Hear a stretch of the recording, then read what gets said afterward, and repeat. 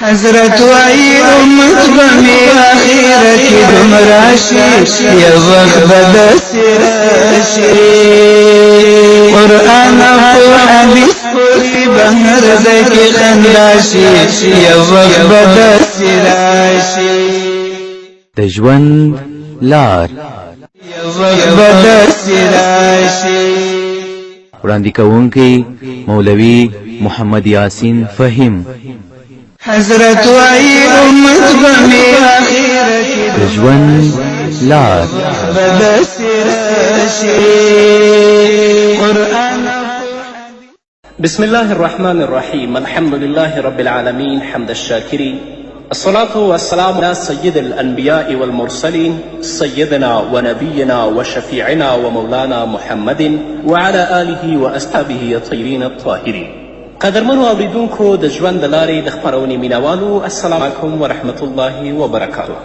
ستاسو روغتیا او خوشحالي د پاک رب نه غواړم، په دې هیله چې د صحت او عافیت جامې په تن ولرئ. دا دی زه محمد یاسین فهیم د ژوند د لارې د خپرونې په وړاندې کولو کې ستاسو په خدمت کې یم، په دې هیله چې دا خپرونه ستاسو د پام وړ وګرځي. قدرمنو اوریدونکو، زموږ د نننۍ خپرونې موضوع بیا هم د بدعت په هکله ده چې بدعت څه ته وایي. په مخکې خپرونه کې موږ په دې باندې وغږېدلو چې ځینې علما بدعت تقسیموي، بدعت حسنه او بدعت سیئه ته، خو محققین علما د احادیثو دا رایه په کلکه سره ردوي چې بدعت چېرته دی هغه بدعت سیئه دی، په هغه کې نه نشته دی. په دې موضوع باندې ممتاز عالم، محقق عالم امام ابو اسحاق شاطبي رحمه الله مستقل کتاب لیکلی چې هغه کتاب یې په نامه د الاعتصام دی، او په خپل دې کتاب کې ډیر فاضلانه بحث کړی دی. هر هغه څوک چې په سترګو کې د تعصب پردې نه لري، هغه څوک چې په خپل دماغو کې حسد نه لري، هغه چې کله د اعتصام کتاب مطالعه کړي بیا هغه ته حقیقت معلومیږي چې حقیقت څه شی دی. نو امام ابو اسحاق ابراهیم شاطبي رحمه الله په خپل کتاب کې په نامه د الاعتصام ډیر فاضلانه او محققانه بحث کړی، او دا مسله امام شاطبي ویلي دا مسله چې بدعت د حسنه او سیئه وي، دې نظریې سره هغه ډیر سخت خلاف دی، او د تقسیم نظریه یې په محکمو دلایلو سره او په کلکو دلایلو سره رد کړې ده چې بدعت چیرته دی هغه بدعت سیئه دی، حسنه په دې کې نشته دی. او همدارنګه امام او همدارنګه عارف مصلح امام ربانی حضرت مجدد الفسانی رحمه الله هغه په خپل مکتوباتو کې په ډیرو مکتوبونو کې په دې مسئلې باندې بحث کړی، او په دې مسئلې باندې ډیر زور کړی دی چې هغو عالمانو چې بدعت په دوه ځایونو تقسیم کړی، یعنی بدعت تقسیم کړی بدعت حسنه او بدعت سیئه ته، د هغوی نه ډیره لویه علمي غلطي شوې ده. هغه وایي چې بدعت حسنه خو هیڅ کم شی نه دی، بدعت همیشه وي او دلالت وي. که چاته په یو بدعت کې څه نورانیت محسوسیږي نو دا د هغه د احساس او ادراک غلطي ده. که چاته په یو بدعت کې څه نورانیت او ښهوالی محسوسیږي نو دا د هغه د خپله د احساس او د هغه د ادراک غلطي ده. بدعت کې صرف تیاره او ظلمت دی، هغه کې نورانیت نشته دی. دا وړاندیز علماو کرامو ته دی که تاسو غواړئ چې په دې هکله باندې تاسو ته نور هم معلومات وشي.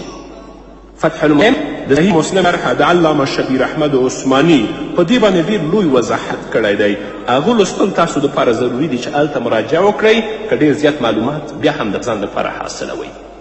نو د محققینو علماو په نزد باندې بدعت سیئه دی، په هغه کې حسنه نشته دی.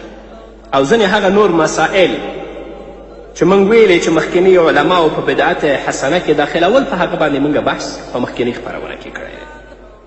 همدارنګه حضرت عایشه رضی الله تعالی عنها د محمد رسول الله صلی الله علیه وسلم نه روایت کوي، فرمایي قال رسول الله صلی الله علیه وسلم من احدث فی امرنا هذا ما لیس منه فهو رد، رواه البخاری و مسلم.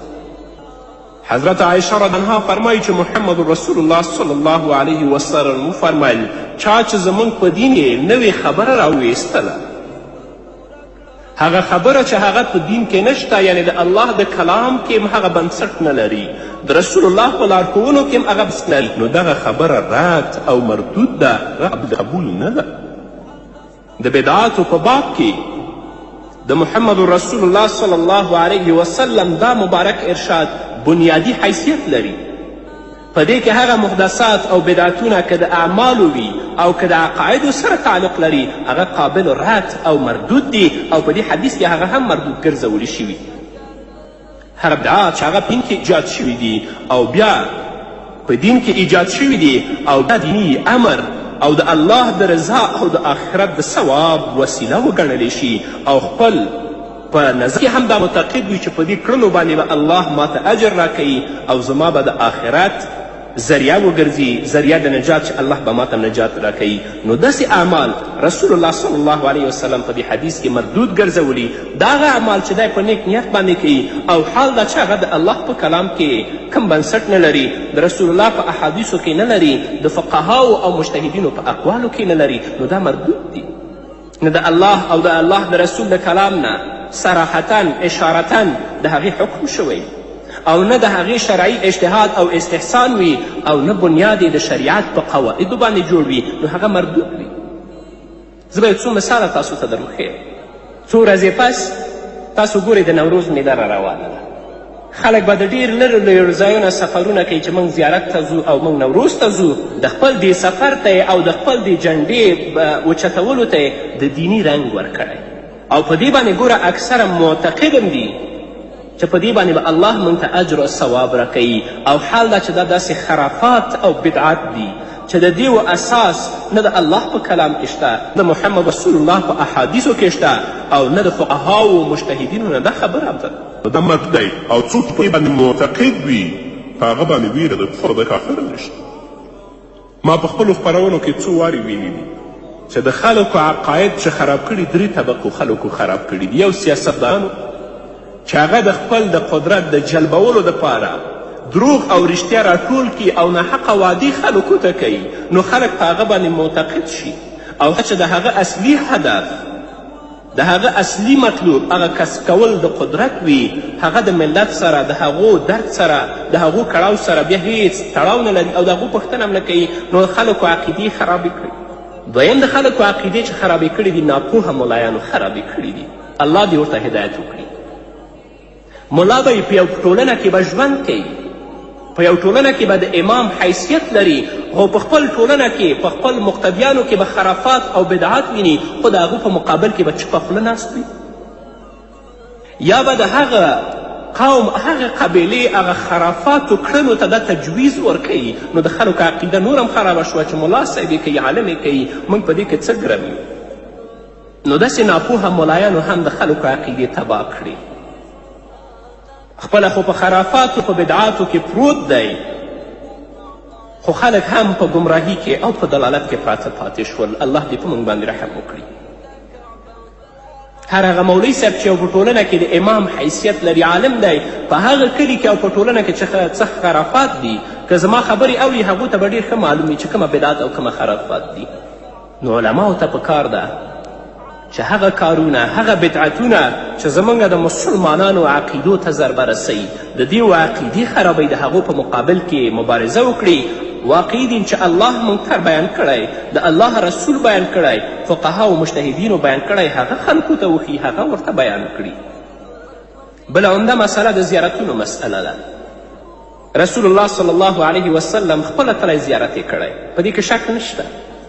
په ځانګړې توګه د وفات په وخت کې چې د وفات ورځ یې نږدې شو، راغی جنت البقیع کې رسول الله صلی الله علیه وسلم زیارت وکړ، او همدارنګه د احد شهداو زیارت یې وکړه، د هغو دپاره یې دعا وکړه او داسې ویلې چې السلام علیکم یا اهل القبور یغفر الله لنا ولکم انتم سلفنا ونحن بالاثار. الله دې تاسو ته بخښنه وکړي، الله دې موږ ته بخښنه وکړي، تاسو مخکې او موږ درپسې روان یو. خو نن ورځ زموږ په ټولنه کې زیارتونه دي. خلک چې کله زیارت ته ورځي په هغه کې جنډې بندوي، د هغه دروازې ښکلوي، د هغه دیوالونه ښکلوي او له بده مرغه سجدې کوي ورته، په هغه کې زنګوګانې اچوي او د ډېر لرو ځایونه یې مریضونو ته کټونو کې راوړي زیارت ته چې زیارت دې ته شفا ورکوي. نعوذ بالله من ذلک. دا ګوره ټول خرافات دي، دا ټول بدعات دي. نو علماو ته پکار ده، واقعي علماو ته، چې هغه د داسې خرافاتو او د داسې بدعاتو په مقابل کې مبارزه وکړي، د الله د دین نه خلک په واقعي توګه باندې خبر کړي. او که داسې غوږونه کاڼه واچوي او خلک په دې خرافاتو او په بدعاتو کې ګرفتار اوسیږي، الله په حضور کې به ډېر سخت مسئول وي او الله به بیا د دې نه پوښتنه کوي، الله به یې نه پرېږدي.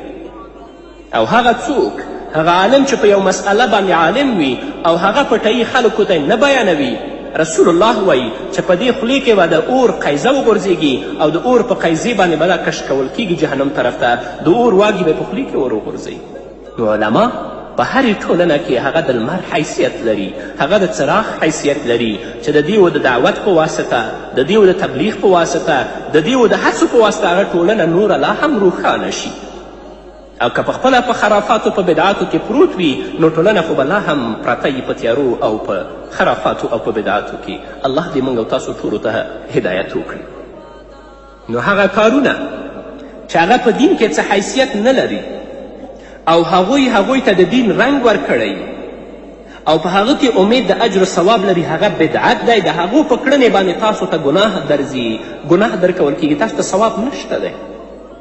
که هغه د غم پروګرامونه وي او که هغه د ښادي پروګرامونه وي، لکه درېیمه، لسمه، شلمه، څلوېښتمه کلیزه، د لوی پیر لسمه، د لوی پیر دولسمه، او نه پوهېږم چې نورې کومه ورځې دي چې اکثر اوریدونکي ما نه په خپرونو کې په دې هکله باندې پوښتنه کوي. د بزرګانو په قبرونو باندې څادرونه او ګلونه اچول، همدارنګه عرس جوړول، خلک دیني کارونه ګڼي او د ثواب په نیت یې کوي.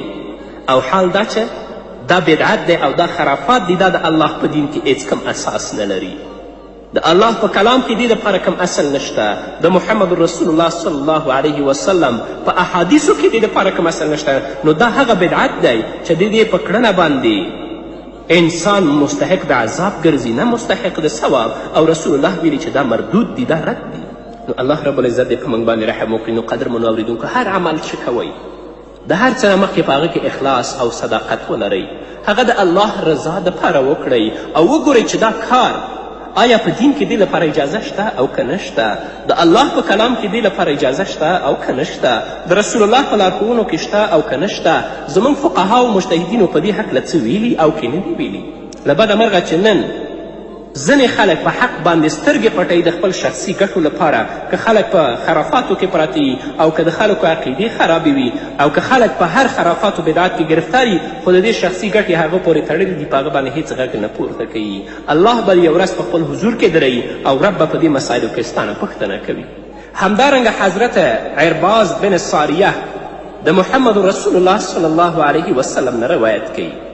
هغه فرمایي: قال صلى بنا رسول الله صلى الله عليه وسلم ذات يوم ثم أقبل علينا بوجهه فوعظنا موعظة بليغة فرفت منها العيون ودجلت منها القلوب، فقال رجل: يا رسول الله، كان هذه موعظة مودع فأوصنا. فقال: أوصيكم بتقوى الله والسمع والطاعة ولو كان عبدا حبشيا، فإنه من يعيش منكم بعدي فسيرى اختلافا كثيرا، فعليكم بسنتي وسنة الخلفاء الراشدين المهديين، تمسكوا بها وعدوا عليها بالنواجذ، وإياكم ومحدثات الأمور، فإن كل محدثة بدعة وكل بدعة ضلالة. رواه أحمد وأبو داود وترمذي. د حضرت عرباز بن ساریه نه روایت دی چې محمد رسول الله صلی الله علیه وسلم یوه ورځ موږ ته مونځ راکړ. وروسته له مانځه رسول الله صلی الله علیه وسلم زموږ طرف ته متوجه شه او موږ ته یې مخ که. نو پیغمبر علیه الصلاة وسلام داسې اثرناک، داسې تاثیرناک وعظ او نصیحت یې موږ ته وکړه چې زموږ د سترګو نه اوښکې روانې شوې او د رسول الله صلی الله علیه وسلم په وینا باندې زموږ زړونه د حیبت نه ډک شول. نو یو کس جګ شه ویله چې ای د الله رسوله، دا خو داسې وعظ دی لکه یو تلونکی چې د چا نه روان وي او هغو ته وعظ کوي. دا د رسول الله وعظ و په هغو ورځو کې چې رسول الله وفات کېده. نو که داسې خبرې وي یا رسول الله ته موږ ته څه وصیت وکړه او د ضروري کارونو په هکله څه وصیت موږ ته پیش کړه. محمد رسول الله صلی الله علیه وسلم ورته وفرمیل چې زه تاسو ته د دې وصیت کوم چې د الله نه ویریږئ او د الله د نافرمانی او د هغه د احکامو د اوامرو د سرغړونې نه ځان وساتئ. زه تاسو ته په دې باندې وصیت کوم. نو د چا په زړه کې چې د الله ویره پیدا شوه هغه هېڅکله غلام نه کوي. د چا په زړه کې چې د الله ویره پیدا شو هغه هېڅکله مونځ هم نه پرېږدي. د چا په زړه کې چې د الله ویره پیدا شو هغه چاته تکلیف او اذیت هم نه ورکوي. هغه د خپل مور و پلار احترام هم ساتي، د مشرانو احترام هم ساتي او په ټولنه کې هغه ژوند کوي چې هغه ته رسول الله ویلي. ځکه هغه د دې نه ویرېږي چې الله زما نه ناراضه نه شي. هغه هېڅکله خرافاتو او بدعاتو ته لاس هم نه اوږدوي. او همدارنګه رسول الله صلی الله علیه وسلم ویلی چې تاسو د خپل خلیفه او امیر اطاعت کوئ، د هغه امر منئ، اگر که هغه یو حبشي غلام هم وي. خو چې مسلمان د کافر او د منافق امیر نه. لا طاعة للمخلوق فی معصیت الخالق. د هغه امیر نه چې ته د هغه اطاعت وکړې او د الله د اوامرو د احکامو په سرغړونه کې پرېوځې، بلکې د عادل پادشاه او د مسلمان امیر. او همدارنګه رسول الله صلی الله علیه وسلم وفرمیل څوک چې زما نه پس ژوندي وي هغه به ډېر اختلافات وویني. یعنې زما د مرګ نه به وروسته هغه ډېر اختلافات وویني. نو چې کله تاسو اختلافات ولیدل په ټولنه کې، نو په داسې وخت کې تاسو زما د طریقو، زما د کړنو او زما د خلفاء الراشدینو او مهدیینو د طریقو پیروي او پابندي وکړئ. هغه په تاسو باندې لازم ده. او د خپل په غاښونو باندې کلک ونیسئ. یو څوک چې یو شی ډېر مضبوط نیسي چې غاښ لاندې ونیسي هغه نه وځي. نو د رسول الله مطلب هم دلته دی چې د هغه داسې پیروي وکړئ یو انسان لکه چې یو شی په خپل غاښونو باندې نیسي د هغه نه پرېوځي. او په آخر کې رسول الله وایي چې په دین کې نوي راویستې وي شیانو نه تاسې ځان وساتئ.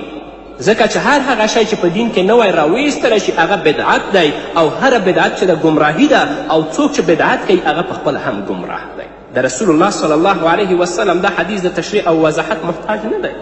د دې مضمون نه دا اندازه موږ ته معلومیږي چې دا واقعه د رسول الله صلی الله علیه وسلم د ژوند مبارک د آخري وخت سره تړلې وه چې دا خبرې رسول الله کولې.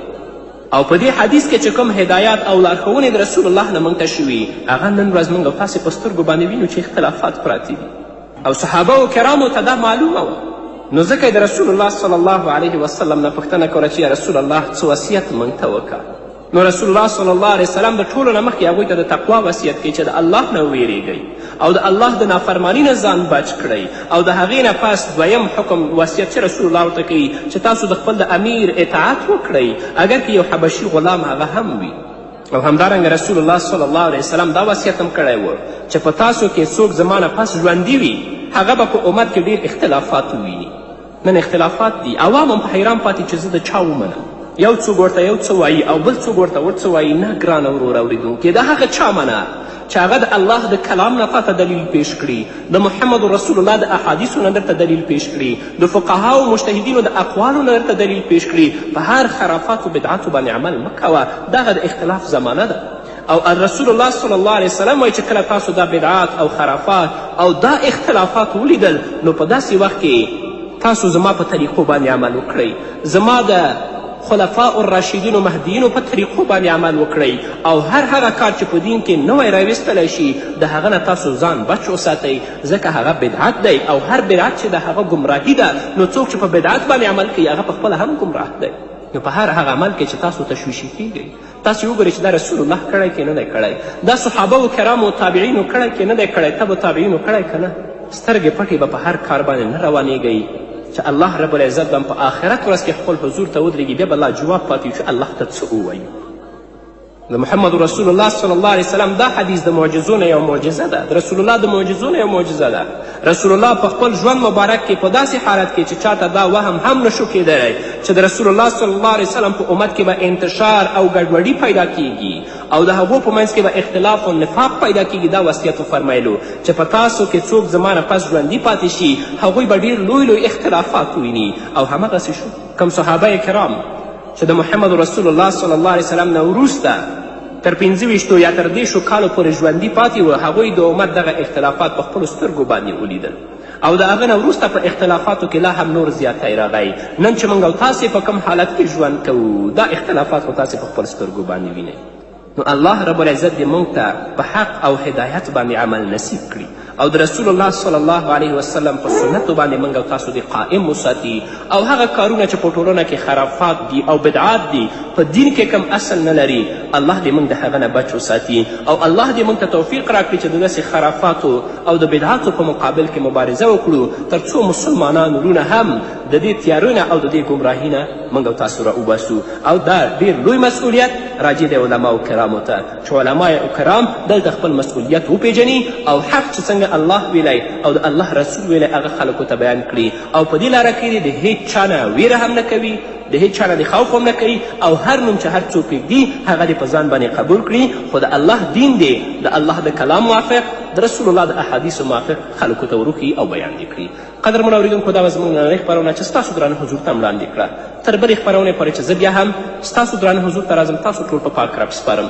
پاتې ژوند او پاتې ورځم نیکمرغه پاک الله مو مرشه